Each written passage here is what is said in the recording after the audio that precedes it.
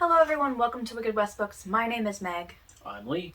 And today we get to talk about the March buddy read that we did. March is an odd month, which means that it was his choice for book to read. Yep. What book did you choose? I chose Space Wolf by William King. You want to tell us what it's about? It's about a young man on Fenris named Ragnar. Goes through some tragedy, and he ends up joining the Space Wolves over time. What are the Space Wolves? They're a unit of Space Marines. They are the sons of Lehman Russ, and pretty much they're one of the more interesting Space Marine factions out there, we'll put it that way. And what mythology are they heavily based in? Oh, they're Space Vikings. They're just flat out Space Vikings. Yeah. So I ended up giving this book a 4-star rating. Nice. I gave it a 5. So I gave the characters a 7. I gave them a 9 on mine. I liked Ragnar okay. It wasn't like super attached to him. I don't think he had too much of his own personality in this book. It's more just adapting and growing and doing what he has to in order to survive the events of this book, more than having a personality. I mean, that's fair, but you have to realize he's probably like 14 or something at the start of this book. So he's probably like 15 or 16 by the end of it. I would have given him 15 at the start, grown to like 17 by the end of it, but He's somewhere in there, probably. either way, it still doesn't give a lot of show for character. The characters around him had more character than he did, and he's the one telling the story. That's one thing I have noticed with William King and some of his stories. The side characters they're either as interesting or more interesting than the main character in a lot of cases. Yeah, I don't quite like that for it. I mean, he wasn't a dislikable character or anything. He just... Well, I mean, he had a full arc. He did, but his personality had nothing to really do with it, other than just being stubborn, and that's not enough of a personality. They're Fenrisians. They're all stubborn. Exactly. What sets him apart from the rest. That's kind of one of their things. They're just stubborn Vikings that refuse to die. Yes, and that is them as a group, but him as an individual. I think he just fits into the culture really well. Probably, and that could be his purpose, but, I didn't find him super interesting or intriguing or anything, so I mean, just got a 7. I can't fault you on it. I mean, I personally liked him more, but it might just be because I know more of the lore than you do. It could very well be, yeah. So, Atmosphere, I gave it a 10. I love the world building they did. It made the world feel very lived in certain areas, and very isolated and desolate in others. And then even just the way he describes certain things happening, like the Goblet of the Wolfen, stuff like that, really made you get into the characters' minds a little bit and see how that was playing with them. I did like how it kind of gave explanation for how you could have this like primitive society on one part of the planet and this extremely advanced technology on another part. Yeah, like the and they made them kind of work together. Yeah, it made it very plausible because you had the Steel Islands, I think is what they were called, or which is basically, I'm thinking, I can't be sure, but I think it's like another faction, like a little outpost for them. The Adeptus Mechanicus, which are the Martians, they have their own little thing. And then the Space Wolves, of course, have the Fang and a couple little settlements that they basically use the whole planet as a recruiting ground, basically. Yeah. Most of them would go into full mythology like the Space Wolves have for the populace, so that's a bit weird. Yeah, I gave it a 9.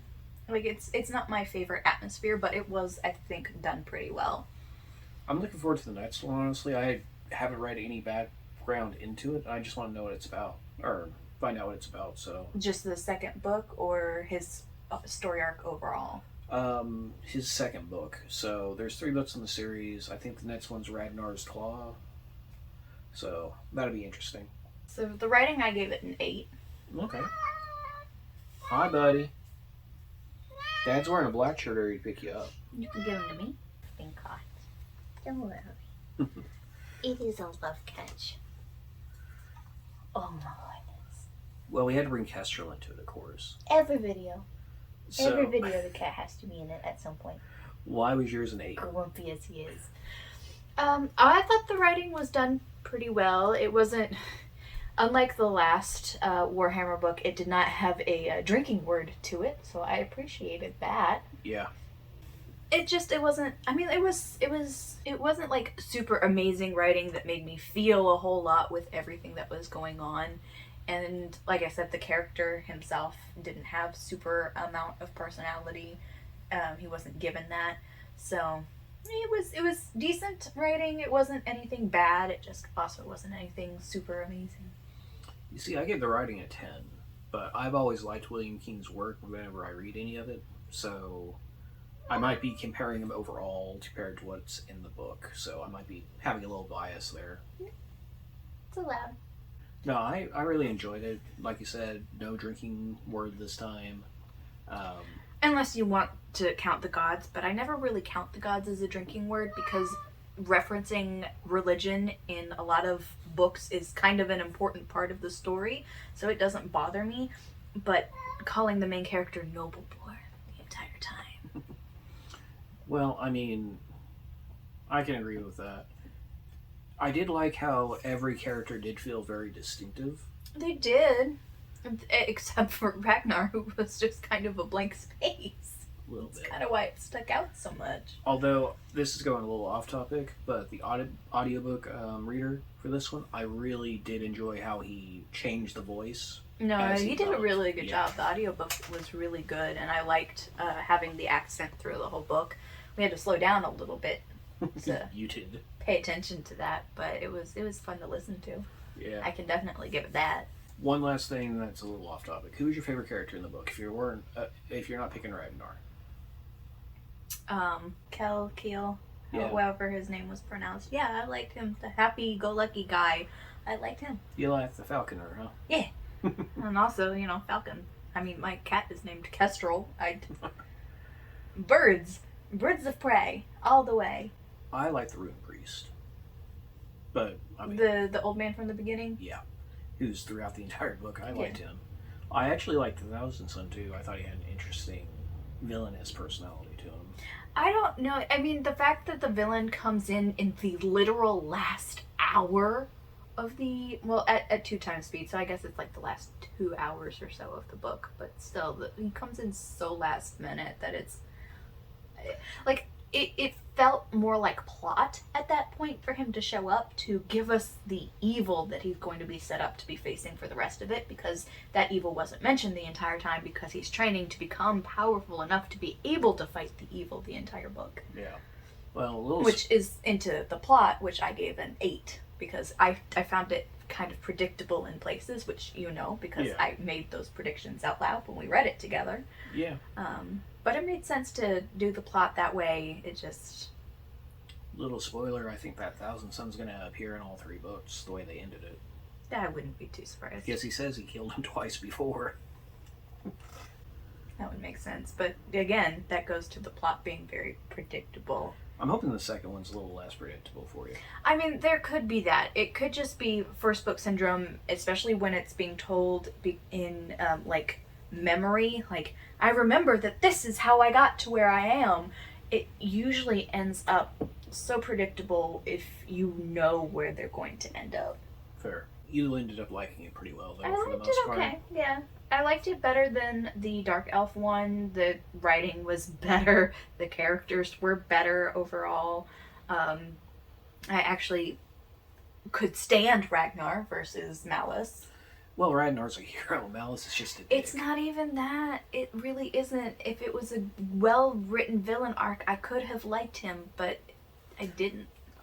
So that was the plot. Logic is next. Logic, it felt very logical all the way through. Yeah, I it didn't find any big holes anywhere in it. No, I think I gave that one a 9. So Yeah, I think it I made did. sense I gave where it a is. 9 too, I think, on that one. So nothing stood out as being against logic, and even the way that it was handled, like I said, where you have the extremely low-tech Vikings versus the space marines all on the same planet, how those things would not go together logically. I thought it was managed pretty well. Yeah, they went together pretty well. Honestly, there's so much lore that could go into the Space Wolves. They're one...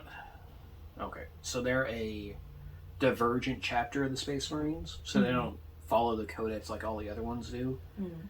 And because of that, they've got so many named characters. I've seen pages of them that people are just like, this is what's playable, this is the named characters. And they even name dropped a couple of them in here, besides Ragnar, like Bjorn the Fell-Handed. Sure. They mention him at the very end, but he's like after Lehman Russ left, he was the first chapter master, like head chapter master, and he's still alive 10,000 years later. He's just stuck in a dreadnought body. Which wasn't in this book at all. No, I'm hoping they'll bring in Murderfang and Bjorn in the next one. That could be interesting. Intrigue is next. I give it a 6. I didn't feel compelled to read the book. Very much. I gave it an 8 in that one, I think. Because so even that was kind of a lower stat for you on this one? Yeah, because I like the world. Mm-hmm. And I like the Space Wolves, so it caught me a little bit more than you. Yeah. We might just have to figure out what Marine chapter you'd actually like. Probably none. I'm not that big on sci-fi. I don't know if you've noticed, but there's like no sci-fi on these shelves back here. Well, that's not true. I do have Red Rising. We'll convert you. And then enjoyment, I give it a 6. Really? You didn't enjoy it that much, huh? I found it to be pretty predictable. I'm not sure that you can make it not predictable when you start off with what could very well be the character's actual death, and then in the head reminisce on how you got to this point. Especially when where you begin and where you end up are so separated. There's not a lot, I think, that you can play with the story to get there. So it was fine. The fact that it was an audiobook and the narrator was so good was probably my favorite part about it. Fair. But it was very predictable. Well, it was also... This one being more of a fantasy, it really hits the marks of the hero's journey quite a bit. Mm-hmm. Yeah. Definitely. Yeah, because, I mean, you have several of those hits throughout. It doesn't follow it exactly, but it's pretty close. It's very much a hero's journey. Even the having the enemies to friends by the end of it. Yeah. That one I called immediately. Yeah. I even knew that he wouldn't die by the end of it because he has to make it at least until book 2. Which is kind of weird. I don't really like that character at all. I don't mind him, especially by the end of it. I think it might just be because we're from Ragnar's point of view. And Ragnar hates him to pieces. Yeah. Yeah. Well, justifiably so. I mean, no, I'm not saying it's not. I enjoyed everything pretty much in this book really well. It's not a perfect book, but for a Warhammer book from Black Library, even taking out the CAWPILE's rating system, I would have probably still given it a 4-star rating. Yeah. 5, it'd be between 4.5 and a 5 for me. So I just rounded up basically. Yeah. If it was my first time reading it, it might have been higher, but I'm rereading it, so I'm kind of picking it apart a little bit. Yeah, no, for me, I just kind of found it predictable, and Ragnar is a amalgamism of all of his people and not his own individual person, and that I don't find that super compelling. Okay, I can see that. All right, so I know you enjoyed it pretty well. Mm-hmm. I already asked you who your favorite character was. What other area in the book would you like to explore? Like, just did anything grab your eye that was like lore-wise? Okay. Not really. I mean, I did have the questions where I asked if the Russ specifically was like a actual god like Forgotten Realms and the gods. Yeah, I know you explained it to me, but I asked if Russ was an actual god like in Forgotten Realms where he's interacting, like he's a real god that interacts actively with the people, or how it happened. And the fact that you've got that much history in the story where it's actually a story and written out and planned and plotted and can be told as a separate story, that part I do like. That their gods were people who just created a legend around them that made them into their godhood kind of thing. I mean, that's one of the really cool things about 40K. There is so much dense lore in there. That I like that. I like Brandon Sanderson. I like that kind of dense lore. I know, it's just sci-fi and it's not really for you. No. But there's so much there that you could literally pick a faction, and you could probably stay for a year and not know everything about that faction. Which is fun in one way, but also so much work in another. That's why I'm liking it as a hobby, though, because it keeps me busy and it's always fresh. What is the army that you're building? I am building custom chapter right now for the Space Marines. I'm debating on the name. Mm. It's either going to be the Blood Scribes or the Iron Scholars. Which, lore are you basing it around? Well, it's all custom lore, so it's the modern stuff right now. So the latest founding, because they found different groups of Space Marines every once in a while to just up their numbers and make it a little bit safer, is the Ultima Founding's the newest one. Mm. So these are the ones that came back with Gilliman and everything like that whenever he was revived. Yeah, nope. Yeah. You've gone over my head. Basically, they're a newly founded chapter, don't really have a lot of history or anything, so they're a clean slate for me to work with. Mm. So I'm just kind of curious from an outsider's point of view. Mm. You heard about the All-Father, he's the Emperor of mankind. I thought I explained that part to you. I don't remember it. Okay. You could have, but I don't remember it. And you don't really understand what the warp is or any of that stuff? Nope. Okay. Well, I can't ask you the question I wanted to ask you then. You can ask it, I just will tell you I don't know. Yeah, I know. And it's not my own personal theory. I don't know if it's going to come true or not. Go for it. So, there's a theory out there that's non-canon right now, but it could be canon. We're not sure. Can become that way. The Emperor might already be dead on his golden throne after his wounding 10,000 years ago. He might have died like 5,000 years ago. But the thing about the warp is, if you worship something or believe in it hard enough, it starts to develop and actually become like a god. Mm-hmm. So there's a theory out there that he might be becoming a god in the warp. Mm-hmm. And that could either be very good or very bad for humanity. Because he never wanted to be a god. That was his whole thing. He thought religion was just pointless, don't do it. He installed the imperial truth, which was basically just pure logic. Which is kind of funny considering the Fenrisians worship him as the All-Father now, and most humans do worship him in some form like that. Mm. But yeah, it's weird. Interesting. Yeah. I forgot what my question was because I got to explaining stuff. So, if we're not reading Space Wolves, what would be another faction you'd be interested in? The Space Vampire one? The Space Knight one? Meh. Meh. Not really interested in keeping going? Not really. Oh. But I was never interested in starting it. It's just your choice, so I'm reading it. So, what is going to be our next month's read? Next month we are reading The Sunlit Man by Brandon Sanderson. This will be our second secret project that we have read, because we did read Tress of the Emerald Sea. Yep. But we haven't read any of the rest of them, and I want to read them all by the end of the year. And I figure it's a good time to read The Sunlit Man. Yeah, I think it'd be fun. We got the nice special edition with black. Did you see? Yeah, I saw the black edging. It's so pretty. I did see, because this book just came out in hardback for the regular version, it does still have these end papers in the normal paperback one. Or hardback one. So. Well, I'm sure you'll have fun with it.